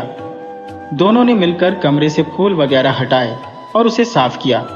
फिर श्रीकांत ने कहा, दादी की वजह से हमें एक ही कमरे में रहना पड़ेगा। मैं सोफे पर सोऊंगा और तुम बेड पर। चंपा ने सहमति दी। थके हुए श्रीकांत और चंपा जल्दी सो गए। हफ्ते भर भी नहीं हुआ था कि श्रीकांत ने कहा, चंपा, मुझे अमेरिका जाना होगा। वहां का काम मेरे बिना प्रभावित हो रहा है। अब दादी की देखभाल की जिम्मेदारी तुम्हारी है। मैं जल्दी ही सेटल करके वापस आऊंगा। मेरा फोन नंबर तुम्हारे पास है, जब भी जरूरत हो मुझे कॉल कर देना। ये सुनकर चंपा सकते में आ गई। बोली, श्रीकांत, तुम इतनी जल्दी जा रहे हो? अभी तो मैं यहाँ के तौर तरीके भी नहीं सीख पाई हो। श्रीकांत ने कहा, हाँ चंपा, जाना आवश्यक है और हमारी डील भी तो यही हुई थी। दादी को समझाकर अगले हफ्ते श्रीकांत अमेरिका चला गया। चंपा का रूटीन वही था। बेला नाश्ता तैयार कर देती। चंपा दादी को खिलाकर खुद नाश्ता करके अस्पताल के लिए निकल जाती, माँ को देखने। फिर अपने घर बच्चों को पढ़ाती। शाम को 5 बजे दादी के पास लौट आती। लेकिन इन दिनों चंपा अपने दिल में श्रीकांत के लिए एक अजीब सा एहसास कर रही थी। श्रीकांत से पहले ही वह उसे पसंद करती थी, लेकिन उसके जाने के बाद उसका दिल बेचैन हो गया था। वह श्रीकांत को फोन करना चाहती थी, लेकिन बिना कारण क्या कहेगी। उसने कहा था, जरूरत हो तभी फोन करना, इसलिए वह फोन रख देती। लेकिन जितना खुद को रोकने की कोशिश करती, उतना ही श्रीकांत के लिए उसका दिल धड़कता रहता। एक अजीब सी कशमकश में चंपा फंस गई थी। इसी चलते एक नई परेशानी ने चंपा को घेर लिया। डॉक्टरों ने मां के ऑपरेशन के लिए जल्दी से जल्दी बुला लिया। श्रीकांत ने पहले ही उसके बैंक में पैसे जमा करवा दिए थे, लेकिन श्रीकांत के जाने के बाद उसका मनोबल कमजोर हो गया। चंपा को श्रीकांत का सहारा हमेशा की तरह महसूस होता था। मां के ऑपरेशन वाले दिन श्रीकांत का फोन आया। उसने कहा, चंपा, तुम एक हिम्मत वाली लड़की हो, हिम्मत से काम लो, सब ठीक हो जाएगा। श्रीकांत के 2 शब्दों ने चंपा को हिम्मत दी और मां का ऑपरेशन हुआ। जबकि चंपा बेचैन घूमती रही। ऑपरेशन सफल हुआ, लेकिन डॉक्टर खुश नहीं थे। जब चंपा ने डॉक्टर से पूछा तो उन्होंने बताया कि ट्यूमर तो निकाल दिया है, लेकिन खतरा अभी टला नहीं है। ट्यूमर की जड़ें पेट में फैल गई है और वह जल्दी फिर से सक्रिय हो सकती है। और ऐसा ही हुआ।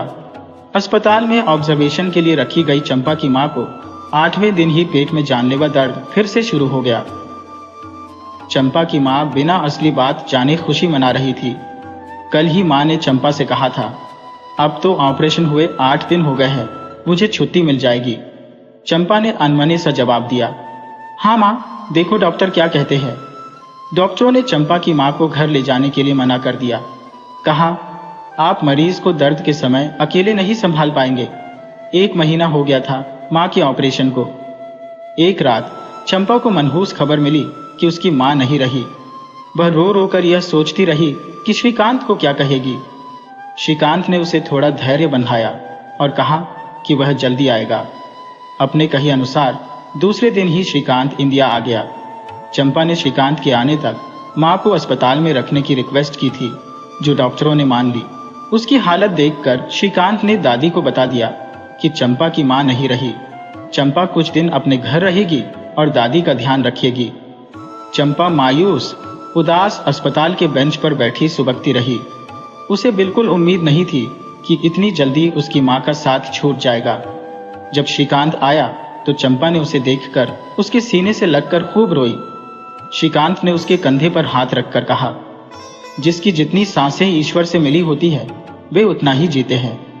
चंपा, मां को अब दर्द से छुटकारा मिला है। बताओ चंपा, मैंने मां के लिए क्या नहीं किया और वह मुझे छोड़कर चली गई। चंपा की आंखों में आंसू थे, लेकिन अब उसे अपने जीवन को फिर से संवारने का संकल्प लेना था। मां की यादें और श्रीकांत का साथ दोनों ही उसे आगे बढ़ने के लिए प्रेरित कर रहे थे। श्रीकांत ने चंपा से कहा, चंपा, यह दुनिया का अटल नियम है, जो आया है उसे एक दिन जरूर जाना होगा। यह कहकर और चंपा को समझाकर श्रीकांत उसकी मां के पार्थिव शरीर को घर ले गया। उनके घर पर पड़ोस और मोहल्ले के लोग इकट्ठा हो गए थे। सभी लोग चंपा की मां के अंतिम दर्शन के लिए बेसब्री से इंतजार कर रहे थे। ऐसी मान्यता थी कि आत्मा के अंतिम सफर के दर्शन करना शुभ माना जाता है। श्रीकांत जब आगे बढ़कर काम संभालने लगा तो लोग आपस में फुसफुसाने लगे। हर कोई जानना चाहता था कि आखिर यह श्रीकांत कौन है, मगर कोई खुलकर बोल नहीं रहा था। अंततः चंपा ने अपनी मां की अंत्येष्टि खुद मुखाग्नि देकर की। उसके दुख में लोग शामिल थे और माहौल में शांति छाई हुई थी।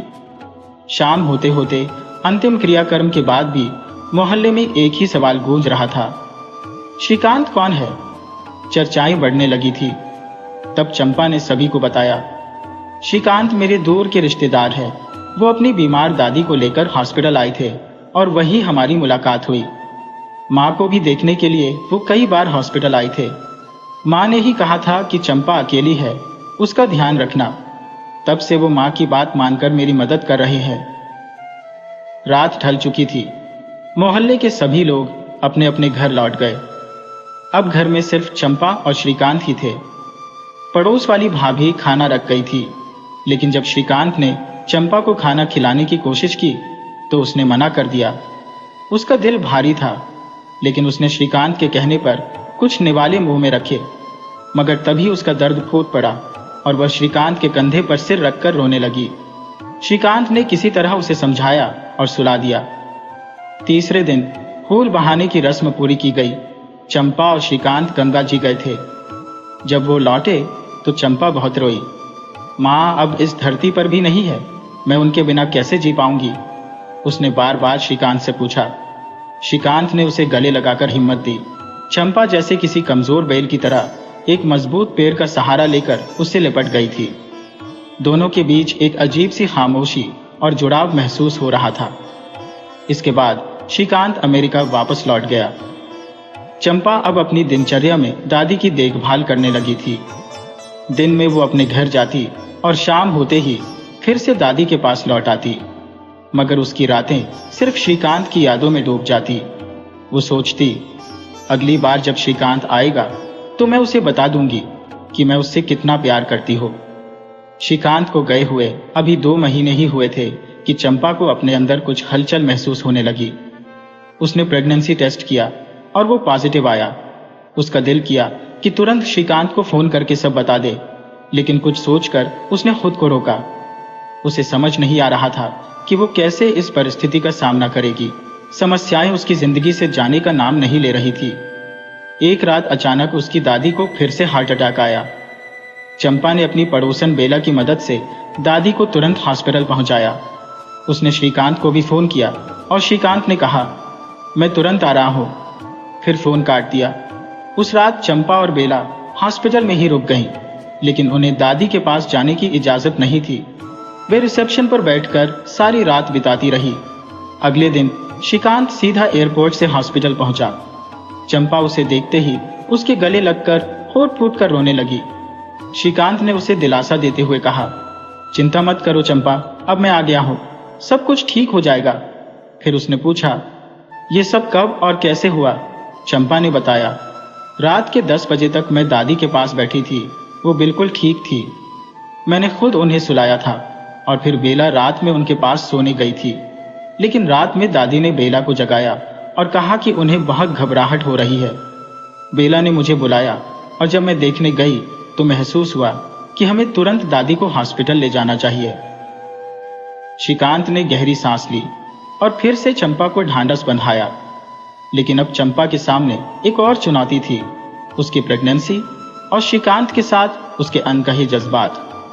श्रीकांत ने चंपा से गंभीर स्वर में कहा, तुमने बहुत साहस दिखाया चंपा, अच्छा हुआ जो समय रहते दादी को हॉस्पिटल पहुंचा दिया। इसके बाद श्रीकांत इमरजेंसी वार्ड में गया, जहां दादी को वेंटिलेटर पर रखा गया था। दादी की हालत बहुत नाजुक थी। श्रीकांत ने उनके ठंडे होते हाथ को थामकर पुकारा, दादी मैं आ गया हूं। उसकी आवाज सुनकर दादी ने धीरे से अपनी आंखें खोली, मगर फिर वे बंद हो गईं। एक पल में जैसे उनका हाथ श्रीकांत की पकड़ से छूट गया। श्रीकांत ने तुरंत डॉक्टर को बुलाया, जिसने दादी की जांच करने के बाद कहा, अब वे नहीं रही। दादी का पार्थिव शरीर घर ले जाया गया और चंपा पर जैसे दुखों का पहाड़ टूट पड़ा। पहले मां का जाना और अब दादी की विदाई, उसका मन तो जैसे टूट ही गया। रोते रोते उसकी रात बीत गई और घर में मातम का माहौल छा गया था। हिंदू धर्म के कुछ रीति रिवाजों के अनुसार सूर्यास्त के बाद अंत्येष्टि नहीं की जाती, इसलिए दादी का शरीर कोल्ड स्टोरेज में रखा गया। मोहल्ले और आसपास के कुछ लोग रात में शोक व्यक्त करने आए, लेकिन अधिकतर लोग सुबह का इंतजार कर रहे थे। चंपा और उसकी पड़ोसी बेला रात भर जागती रही, पर चंपा के मन में एक सवाल गूंज रहा था, आखिर इतनी देरी क्यों हो रही है? दोपहर होते होते जब अभी भी तैयारी पूरी नहीं हुई थी, तो चंपा ने परेशान होकर बेला से पूछा, बेला किस बात का इंतजार है, कौन आने वाला है? बेला ने कहा, सुनने में आ रहा है कि कोई खास मेहमान आ रहे हैं, शायद उन्हीं का इंतजार हो रहा है। चंपा सोच में पड़ गई, ऐसा कौन आ रहा है जिसके लिए इतनी देर की जा रही है? तभी घर के बाहर एक बड़ी सफेद गाड़ी आकर रुकी और उसमें से एक गोरी औरत और 2 छोटी छोटी लड़कियां उतरी। लड़कियां दौड़कर दादी के शरीर से लिपट गईं, डेड डेड चिल्लाते हुए। यह सब देखकर चंपा हैरान रह गई, क्योंकि ये लड़कियां श्रीकांत की बेटियां थीं। सच तो यह था कि श्रीकांत पहले से शादीशुदा था और वह गोरी औरत उसकी पत्नी थी। यह देख चंपा के दिल में चुपचाप पल रही भावनाओं का सैलाब उमड़ पड़ा, मगर उसने कभी श्रीकांत से इस बारे में कोई बात नहीं की थी। वो गोरी औरत, जो शायद श्रीकांत की पत्नी थी, उसके पास आकर बोली, हाँ हनी, सब ठीक हो जाएगा। यह दृश्य चंपा से और देखा नहीं गया। उसकी तबीयत बिगड़ने लगी और वह अपने कमरे में चली गई। थोड़ी देर बाद बेला उसके पास आई और कहा, भाभी आपको यह कमरा खाली करना पड़ेगा। साहब ने कहा है कि गौरी, मैं और उनके बच्चे यहाँ रहेंगे, आप दूसरे कमरे में चली जाएं। चंपा ने बिना कुछ कहे बेला की बात मान ली। उसे समझ आ गया था कि अब उसकी यहाँ कोई जरूरत नहीं रही, क्योंकि दादी के साथ ही उसका कॉन्ट्रैक्ट भी खत्म हो चुका था। चुपचाप वह दूसरे कमरे में चली गई और श्रीकांत को कुछ भी बताना अब उसे बेमानी लग रहा था। अंत्येष्टि के बाद चंपा ने श्रीकांत से घर जाने की इजाजत मांगी। श्रीकांत ने अपनी पत्नी से चंपा का परिचय एक दोस्त के रूप में कराया और कहा, ठीक है, मैं घर आकर तुमसे मिलूंगा। ऐसा लगा कि श्रीकांत अब नहीं चाहता कि उसकी पत्नी और चंपा एक ही छत के नीचे रहे। चंपा अपने घर चली गई, मगर उसके दिल में कई सवाल थे। बेला को भी चंपा का इस तरह अचानक चले जाना ठीक नहीं लग रहा था। वह चाहती थी कि गौरी मैम को सारा सच बता दे, पर वह अंग्रेजी नहीं जानती थी और गौरी मैम हिंदी नहीं समझती थी। अपने घर पहुंचते ही चंपा अपने बिस्तर पर फूट फूट कर रोने लगी। कोई भी नहीं था उसकी आंसू पोंछने वाला। जब वह पूरी तरह थक गई तो खुद ही चुप हो गई। उसे श्रीकांत से ऐसी बेरुखी की उम्मीद नहीं थी। उसका दिल बुरी तरह टूट चुका था। वह सोच रही थी, अगर कोई जानवर भी पालता है तो उससे भी लगाव हो जाता है। फिर यह तो इंसानी रिश्ता था। माना कि हमारा रिश्ता सिर्फ एक कॉन्ट्रैक्ट पर आधारित था, पर इतनी बेरहमी तो किसी से भी नहीं होनी चाहिए। श्रीकांत ने मुझे एक बार भी रोकने की कोशिश नहीं की। उसने तो मुझे अपनी पत्नी से ऐसे मिलवाया जैसे मैं कोई अजनबी हो। चंपा के दिमाग में सारी बातें एक के बाद एक घूमने लगी। उसने सोचा, अब श्रीकांत को मेरी प्रेगनेंसी के बारे में बताने का कोई फायदा नहीं है। वह कॉन्ट्रैक्ट पेपर दिखाकर कहेगा कि जो भी हुआ वह हमारी मर्जी से था। अगर मैं कोर्ट में जाऊंगी तो शायद वह बच्चे का खर्चा देने को तैयार हो जाएगा, मगर मैं उससे प्यार करने लगी हूं। मैं यह सब सहन कर लूंगी। अब सब खत्म हो गया है। अगली सुबह जब चंपा उठी, उसकी आंखें सूजी हुई थी। उसने सोचा, शायद श्रीकांत का फोन आएगा, मगर दिन के 3 बज चुके थे और कोई कॉल नहीं आया। उसका दिल बेचैन हो रहा था, जैसे उसने खुद को कभी इतना कमजोर महसूस नहीं किया था। उसकी मां की मौत से भी वह इतनी नहीं टूटी थी, क्योंकि तब श्रीकांत उसका सहारा था। अब वह एक अंधेरी राह पर अकेली खड़ी थी। अब चंपा के लिए यह दुनिया और भी अकेली हो गई थी। दादी की मौत के बाद जैसे श्रीकांत ने उसे दूध में से मक्खी की तरह निकालकर फेंक दिया था। उसकी आंखों से आंसू थे कि थमने का नाम ही नहीं ले रहे थे। मन में सिर्फ एक ही सवाल घूम रहा था, अब आगे क्या? पैसों की तंगी से पहले ही वो जूझ रही थी, अब और भी मुश्किलें सामने खड़ी थी। मोहल्ले वालों को क्या जवाब देगी?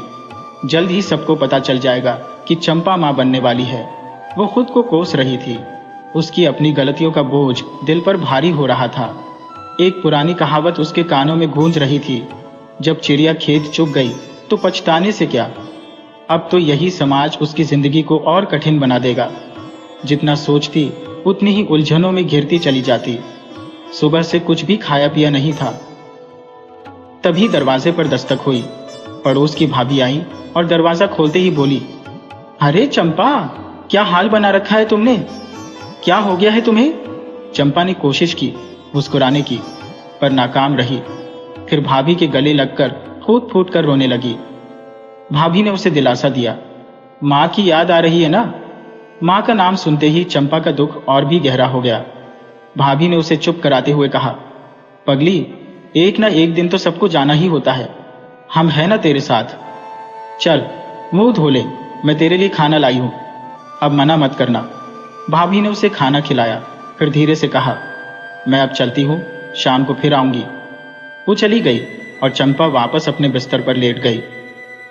2-3 रातों से सोई नहीं थी और अब इतनी थकी थी कि तुरंत गहरी नींद में डूब गई। कुछ घंटों बाद फोन की लगातार बजने वाली घंटी से उसकी नींद टूटी। स्क्रीन पर श्रीकांत का नाम चमक रहा था। चंपा का मन तो किया कि फोन काट दे, मगर फिर उसने फोन उठा लिया। हेलो, उसने ठंडे स्वर में कहा। श्रीकांत की आवाज आई, चंपा घर आओ, मुझे कुछ जरूरी बात करनी है। चंपा ने तल्खी से जवाब दिया, हमारी डील तो दादी की मौत के साथ ही खत्म हो गई थी, अब क्या बात करनी है? श्रीकांत की आवाज में गंभीरता थी। हाँ, डील खत्म हो गई, लेकिन कुछ बातें अभी भी बाकी है। चंपा ने फोन रख दिया और सोच में पड़ गई। दिल कह रहा था कि अब वहां जाने का कोई मतलब नहीं, सब तो खत्म हो चुका है, लेकिन कहीं ना कहीं उसका दिल अभी भी श्रीकांत की ओर खींच रहा था। आखिरकार उसने दिल की सुनी और श्रीकांत के घर चली गई। दरवाजे पर बैल बजाई तो बेला ने दरवाजा खोला। उसे देखकर बेला खुश होकर बोली, भाभी आप? वो गौरी मैम तो चली गई बच्चों को लेकर। इतनी जल्दी? चंपा ने हैरानी से पूछा। बेला ने जवाब दिया, हाँ भैया बाद में जाएंगे। बच्चों की जिद थी दादी के दर्शन करने की, इसीलिए आई थी। पर यहाँ का खाना पानी उसे रास नहीं आया, परेशान हो गई थी। तभी श्रीकांत बाहर आ गया और बेला चुप हो गई। उसने बेला को कहा, जाओ चाय बनाकर लाओ। बेला ने तुरंत हामी भरी और चली गई। श्रीकांत ने चंपा से कहा, क्या तुम बस यूं ही खड़ी रहोगी या अंदर भी आओगी? चंपा बिना कुछ कहे उसके पीछे पीछे ड्राइंग रूम में आ गई। श्रीकांत ने बैठने का इशारा किया और गंभीर स्वर में बोला, मैं जानता हूं तुम जूली और बच्चों को देखकर चौंक गई होगी। जो मैंने तुम्हें पहले नहीं बताया, ये मेरी गलती है। मैं बताना चाहता था, पर दादी कभी नहीं चाहती थी कि मैं किसी घोड़ी मैम से शादी करूं। चंपा चुपचाप उसकी बातें सुन रही थी। अंदर ही अंदर वह जान चुकी थी कि उसका श्रीकांत से कोई रिश्ता नहीं बचा है। श्रीकांत अक्सर यही कहता था कि शादी किसी गांव की लड़की से ही होगी, पर वो बात अलग थी कि जूली और श्रीकांत कॉलेज में साथ पढ़ते थे और वही दोनों के दिल एक दूसरे के लिए धड़कने लगे। चंपा सोचने लगी, ये प्यार भी क्या करवा देता है। और फिर उसने श्रीकांत के प्यार में अपनी बड़ी भूल कर दी थी। श्रीकांत ने कहा, हमने शादी कर ली दादी को बिना बताए। अगर दादी को पता चलता तो वो इसे कभी नहीं सह पाती। जूली को बहू बनाने की इजाजत मिलना तो दूर, वो शायद अपना दिल ही थाम लेती। दादाजी जानते थे, पर उन्होंने कुछ नहीं कहा। मैं तुम्हें बताना चाहता था, पर डरता था कि कहीं तुम्हारे मुंह से निकल न जाए और दादी सुन ले। बाकी सब मैंने ईमानदारी से निभाया। 5 लाख रुपए तुम्हारे बैंक में जमा कर दिए, तुम्हारा खर्चा भी उठाया। उस रात जो हुआ उसने तुम्हारी सहमति भी थी। अब मैं ये प्रॉपर्टी बेचकर हमेशा के लिए अमेरिका जा रहा हूँ और चाहता हूँ कि तुम्हारे खर्चे का भी ध्यान वहां से रखो। चंपा ने तीखे स्वर में कहा, अब क्यों? सब तो खत्म हो चुका है हमारे बीच। श्रीकांत ने कहा, हाँ अब तुम पूरी तरह आजाद हो। किसी अच्छे लड़के से शादी कर लो और अपनी जिंदगी बसा लो। चंपा ने ठंडी आवाज में कहा, यह मेरा निजी मामला है और तुम्हें मुझ पर तरस खाने की जरूरत नहीं है। मैं अपने खर्चे खुद उठा सकती हूँ। तुम्हारे लिए पैसे लिए, लेकिन जब तक दादी थी मैंने दिल से उनकी सेवा की। हमारे बीच का हिसाब किताब दादी के साथ ही खत्म हो गया। अब तुम आराम से जा सकते हो। ये कहकर चंपा चली गई। श्रीकांत हैरान रह गया कि चंपा उससे इस अंदाज में बात क्यों कर रही थी। उसने बेला को आवाज लगाई, बेला चंपा का बैग लाओ। बैग आते ही चंपा बिना चाय पिए चली गई। श्रीकांत कहता रह गया, अरे चंपा कम से कम चाय तो पीकर जाओ। पर चंपा ने एक भी शब्द बिना कहे वहां से निकल गई। उसके बाद श्रीकांत ने कई बार फोन करके मिलने की कोशिश की, लेकिन हर बार उसे निराशा ही हाथ लगी। चंपा फिर कभी श्रीकांत से नहीं मिली। श्रीकांत थक हार कर अपनी प्रॉपर्टी बेचकर अमेरिका चला गया, अपनी बीवी और बच्चों के पास। चंपा के लिए यह बेहतर था। श्रीकांत की दुनिया में उसकी कोई जगह नहीं थी। अब चंपा ने ठान लिया था कि वह अकेले ही अपनी जिंदगी जिएगी, पर यह इतना आसान नहीं था। उसे पता था कुछ महीनों बाद उसकी गर्भावस्था की बात सबको पता चल जाएगी। मोहल्ले के लोग सवाल करने लगेंगे। उसकी नजरें उनके सवालों का सामना करने की हिम्मत खो चुकी थी। उसे अचानक याद आया कि जब श्रीकांत और उसकी कॉन्ट्रैक्ट मैरिज हुई थी, तब श्रीकांत के एक दोस्त ने उनकी एक तस्वीर खींची थी। हालांकि श्रीकांत ने वो तस्वीर डिलीट करवा दी थी, मगर उससे पहले उसने चंपा को वह तस्वीर भेज दी थी। चंपा भूल चुकी थी उस तस्वीर के बारे में, पर आज उसे याद आई। उसने जल्दी से अपने फोन में वह तस्वीर खोजी और आखिरकार उसे ढूंढ निकाला। वह तस्वीर उसने फ्रेम करवाकर अपने कमरे की दीवार पर लगा दी। एक दिन पड़ोस की भाभी आई और उस तस्वीर को देखकर चौंक गईं। उन्होंने कहा, अरे नंदे रानी, ये क्या है? किससे मटक्का चल रहा है तेरा? माँ को मरे साल भर भी नहीं हुआ और ये क्या कर रही हो तुम? चंपा ने गंभीरता से कहा, भाभी ये श्रीकांत है, मेरे पति। आपने देखा था ना, माँ की अंत्येष्टि में वह कितनी मदद कर रहे थे। भाभी चौंकी। हाँ देखा तो था, पर शादी कब हुई? चंपा ने आंसुओं से भरी आंखों से कहा, माँ की मौजूदगी में ही उनकी मर्जी से मंदिर में शादी हुई थी। माँ चाहती थी कि उनके बाद कोई तो मेरी देखभाल करने वाला हो। भाभी का दिल पसीज गया। उन्होंने कहा, अरे रो मत, अब बताओ कहाँ है श्रीकांत? चंपा ने जवाब दिया, वो तो विदेश में नौकरी कर रहे हैं, वहीं चले गए। भाभी ने पूछा, तो तुझे यहाँ क्यों छोड़ गया? चंपा ने कहा, भाभी ऐसी बात नहीं है, मेरी हालत ऐसी थी कि मैं फ्लाइट में सफर नहीं कर सकती थी, इसलिए श्रीकांत ने कहा कि बच्चा हो जाने के बाद मुझे अपने साथ ले जाएगा। भाभी की आंखें फटी रह गई। क्या तू मां बनने वाली है? ये सब कब हुआ? चंपा ने धीरे से कहा, हाँ भाभी, उसने कहा था कि मोहल्ले वाले बहुत अच्छे हैं, तुम्हें कोई परेशानी नहीं होने देंगे। भाभी की तारीफ सुनकर चंपा की सांस कुछ देर के लिए थमी सी रह गई थी, लेकिन फिर तुरंत समझ गई कि अब यह खबर पूरे मोहल्ले में फैल जाएगी। भाभी अपनी तफ्तीश के साथ सभी को यह बात बता देंगी और चंपा को खुद कुछ कहने की भी जरूरत नहीं पड़ेगी। वही हुआ। चंपा अब मोहल्ले वालों की सहानुभूति का केंद्र बन गई थी। उसकी समझदारी ने उसे समाज में रुसवाई से बचा लिया, लेकिन दिल का क्या करे? दिल तो श्रीकांत के लिए धड़कता था, बेचैन रहता था। अब ना उसे खाने की चाह थी, ना ही कोई काम करने की लगन। यहाँ तक कि उसने ट्यूशन भी छोड़ दी थी। बैंक में माँ के ऑपरेशन के बचे पैसे ही उसका सहारा बने हुए थे। मोहल्ले की औरतें उसके आसपास आकर बैठ जाती, उसे तरह तरह की नसीहतें देती कि ये खाओ, वो मत खाओ, बच्चे के लिए ये बेहतर है। पर चंपा को इन सब बातों का कोई फर्क नहीं पड़ता था। वह तो इश्क के ऐसे रोग में गिरफ्त थी जो उसे धीरे धीरे खोखला कर रहा था। वक्त गुजरता गया और एक दिन ऐसा आया जब लेबर पेन की पीड़ा से तड़पती चंपा को भाभी ने 2 औरतों के साथ मिलकर अस्पताल पहुंचाया। डॉक्टरों ने तुरंत उसे भर्ती कर लिया, लेकिन चंपा की हालत बहुत नाजुक थी। डॉक्टरों ने साफ साफ कहा कि या तो मां को बचा सकते हैं या बच्चे को। चंपा ने थकी हुई आवाज में कहा, डॉक्टर साहब जल्दी से कागजात ले आइए, मैं हस्ताक्षर कर देती हूँ। मेरी जान की बजाय मेरे बच्चे को बचाया जाए। उसने एक फोन नंबर भी दिया, इस पर कॉल करके उन्हें बुला लीजिए। डॉक्टर ने फोन मिलाया। उधर से आवाज आई, हेलो, और डॉक्टर ने सारी स्थिति श्रीकांत को बताई, लेकिन चंपा की गुजारिश के अनुसार बच्चे के बारे में कुछ नहीं बताया। कुछ घंटों बाद चंपा ने एक प्यारे से बेटे को जन्म दिया, मगर उसकी हालत और भी बिगड़ गई। दूसरे दिन शाम तक श्रीकांत अस्पताल पहुंच चुका था। वह बेसब्री से चंपा से मिलने की चाहत में भागता आया था। डॉक्टर उसे चंपा के कमरे तक ले गए। चंपा बिस्तर पर आंखें बंद की सोच रही थी कि अब उसे किसका इंतजार है, मात का या श्रीकांत का। तभी उसे एक जानी पहचानी आवाज सुनाई दी, चंपा मैं आ गया हूं। श्रीकांत आ गया है, ये वही आवाज थी जिसका इंतजार वह इतने समय से कर रही थी। उसने धीरे धीरे आंखें खोली और श्रीकांत को देखते हुए बोली, मेरे पास अब ज्यादा वक्त नहीं है श्रीकांत। श्रीकांत की आंखें भर आई। मैं आ गया हूं चंपा, सब ठीक हो जाएगा।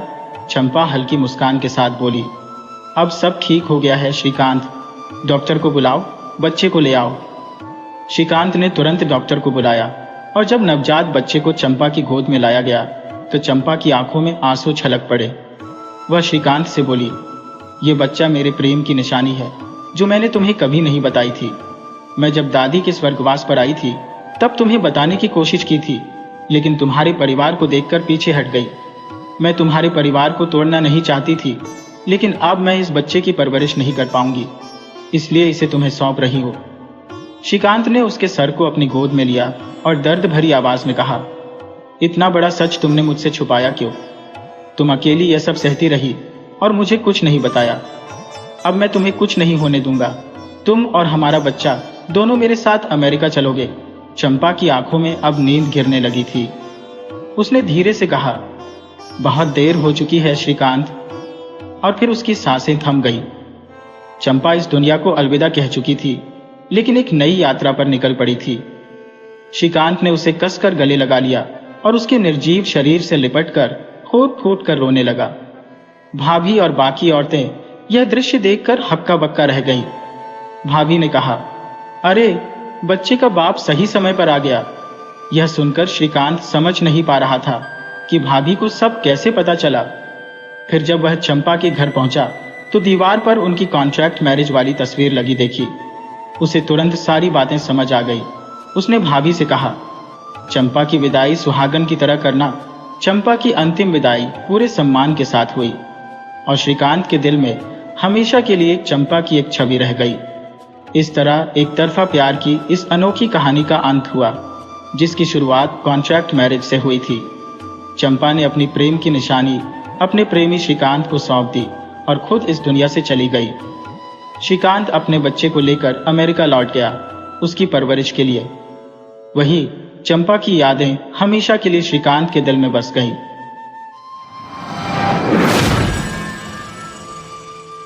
वीडियो अच्छी लगी हो तो इसे लाइक करें और ऐसी ही मज़ेदार कहानियों के लिए चैनल को सब्सक्राइब करें और बेल आइकन दबाएं। ज़्यादा से ज़्यादा अपने दोस्तों को शेयर करें। धन्यवाद।